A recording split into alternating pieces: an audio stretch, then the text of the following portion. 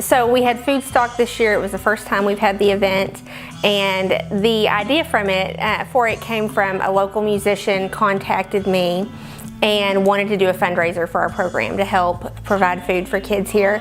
And you know, since music is his area, that's kind of what the idea was to do a concert.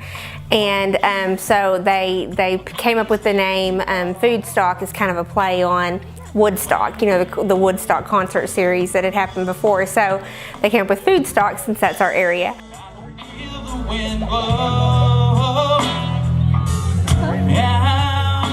I came up with this idea and spent a few months planning it, and found some bands that wanted to give their time and put together just some other things to go with it, just to make it a fun day.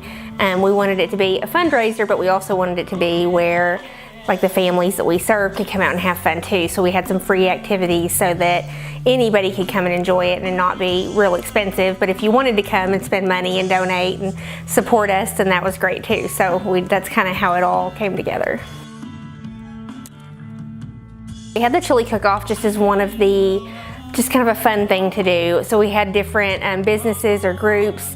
We had one group from tech, we had a couple of just individuals, and we had a couple of businesses that they just brought their chili and made it and sold. You know, you paid for us to go around and try everybody's chili and vote on it, and it was just really fun. The food stock competition was a way to raise money for River Valley Food for Kids, which is a very worthy organization in our community that helps supply food to children in need.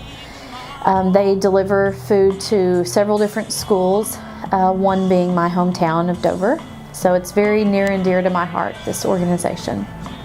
So when I heard about the competition, I immediately wanted to jump in and join the efforts. So I gathered several students from different backgrounds. We met the day before the competition to grocery shop and cook together.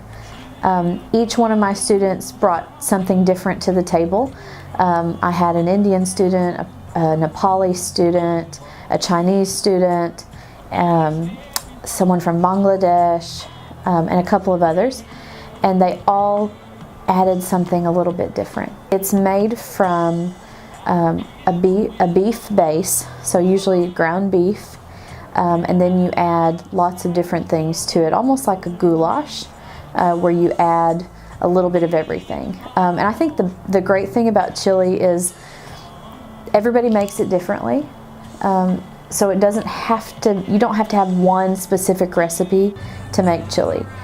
As long as you have the foundation of chili, then you can add and take away spices or vegetables or other toppings that you prefer.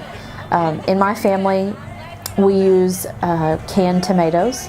My mom likes to can those in the summertime, so she has them in the fall and the winter. To make the chili a little more fresh. And so she uses that as her base, the tomato sauce, and diced tomatoes. And then she adds all these spices like cumin, chili powder, a little bit of paprika. And then she also puts sauteed onions and bell peppers in it. We did not win the competition. I have no idea why, because our chili was absolutely wonderful.